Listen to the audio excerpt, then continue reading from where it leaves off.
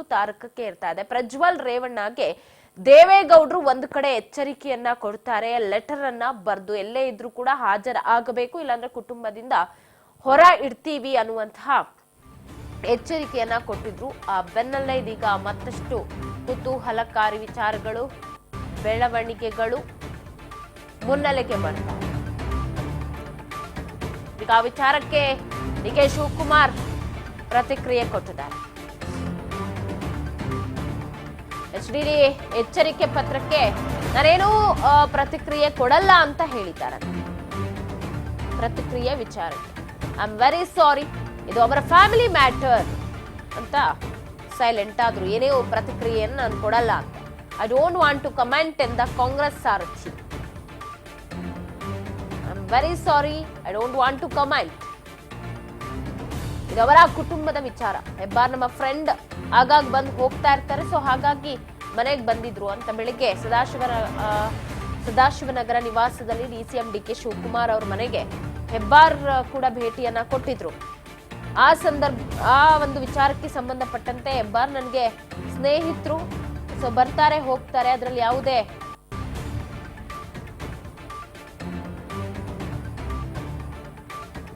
ನೀವು ಪ್ರಶ್ನೆ ಮಾಡುವಂತಹ ವಿಚಾರಗಳು ಏನೂ ಇಲ್ಲ. ಸ್ನೇಹಿತರು ಅಂದಾಗ ಬಂದು ಹೋಗ್ತಾ ಇರ್ತಾರೆ. ಕ್ಷಣ ಕ್ಷಣಕ್ಕೂ ಈ ವಿಚಾರ ಕುತೂಹಲಕ್ಕೆ ಕಾರಣ ಆಗ್ತಾ ಇದೆ.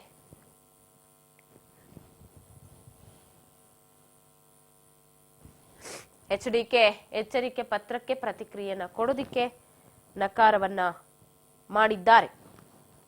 DK. Shivakumar, I am very sorry, I don't want to comment. ಈ ವಿಚಾರದಲ್ಲಿ ಅಂದ್ರೆ ದೇವೇಗೌಡರು ಲೆಟರ್ ಏನು ಬರ್ದಿದ್ರಲ್ಲ, ಆ ವಿಚಾರಕ್ಕೆ ನಾನೇನು ಕಮೆಂಟ್ ಮಾಡಲ್ಲ ಅಂತ DCM ಹಾರಿಕೆ ಉತ್ತರವನ್ನ ಕೊಟ್ಟಿದ್ದಾರೆ. ಇನ್ನೊಂದು ಕಡೆ ಹೆಬ್ಬಾರ್ ಅವರು ಅವರ ಸದಾಶಿವನಗರದ ನಿವಾಸಕ್ಕೆ ಭೇಟಿ ಕೊಟ್ಟ ವಿಚಾರಕ್ಕೆ ಸಂಬಂಧಪಟ್ಟಂತೂ ಕೂಡ ಹೇಳಿಕೆಯನ್ನ ಕೊಟ್ಟಿದ್ದಾರೆ.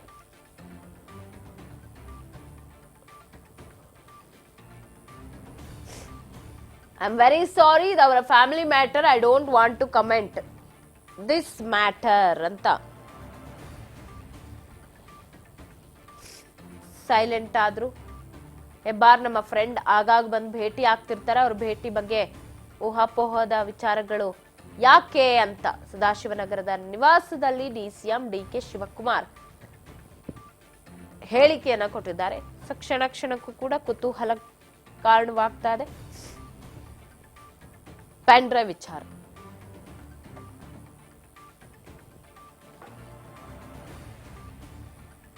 ಈ ಬಗ್ಗೆ ಮತ್ತಷ್ಟು ಅಪ್ಡೇಟ್ ಕೊಡ್ತಾರೆ ಪ್ರತಿನಿಧಿ ಬಸವರಾಜ್ ಫೋನ್ ಸಂಪರ್ಕದಲ್ಲಿದ್ದಾರೆ.